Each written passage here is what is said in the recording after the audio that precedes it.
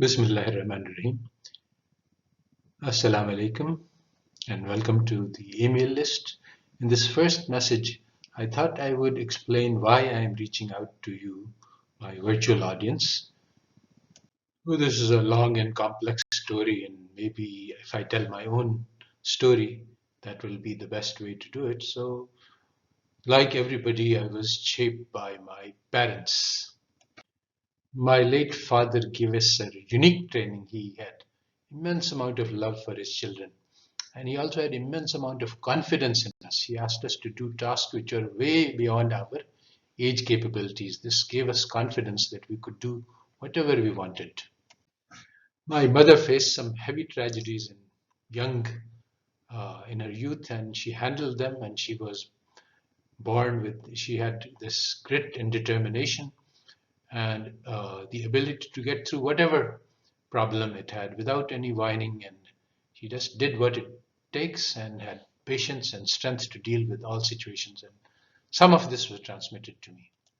So, some of the key influences which shaped me as a result of more or less deliberate training on part of my parents was non-conformity. I didn't have to live up to the expectations of anyone, nor did I have to please anyone except for God.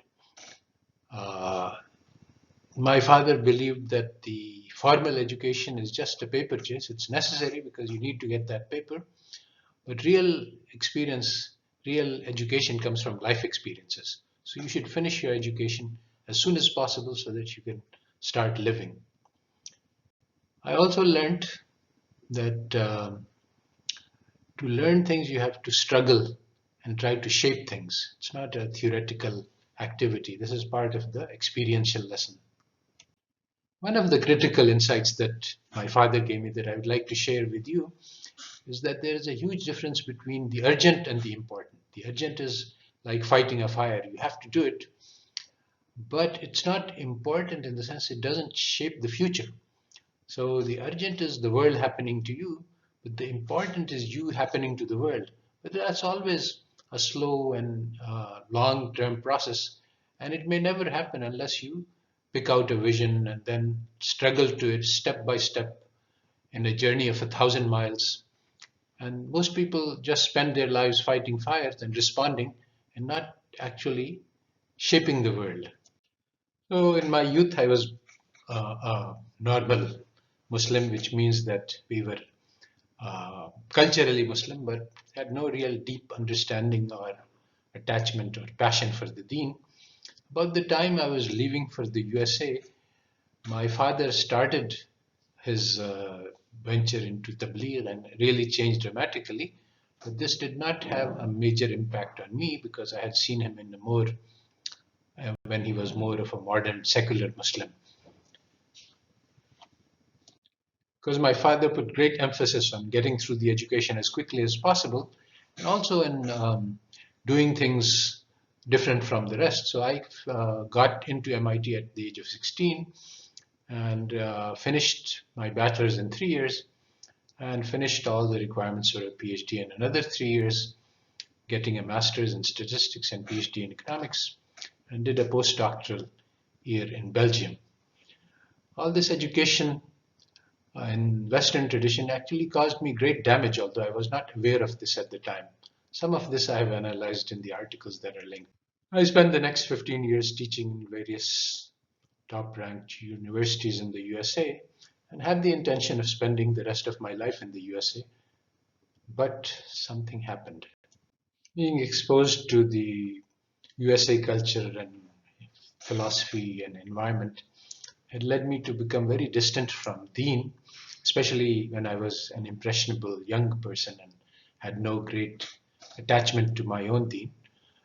But gradually, through the du'as of elders, I became re-attracted towards the Deen, and there were some experiences which I have discussed in greater detail in one of my papers, where I was led to turn back to God. And eventually, after spending 40 days in Tabligh, this was a life-changing experience which changed everything about my understanding who I was, what the purpose of my life was, and how I should live. With the build-up of Iman in my heart through the work of the Tabligh, I was faced with a huge contradiction.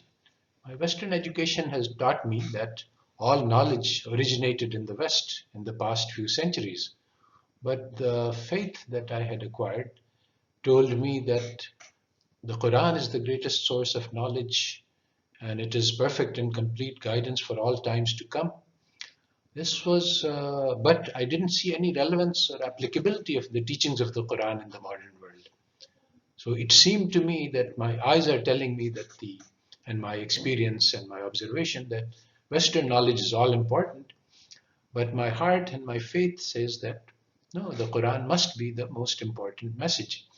So this was a huge contradiction to which I couldn't see any solution, except for the fact that the experience in Tabligh had told me that the Iman must trump the observations, that if Allah Ta'ala says something, then you must believe in it, even if the senses, even if your eyes and reason tell you otherwise. And so this is what I stuck to. I said that the Quran is perfect and complete, even though I can't understand why. And I had made dua to Allah to show me how this is.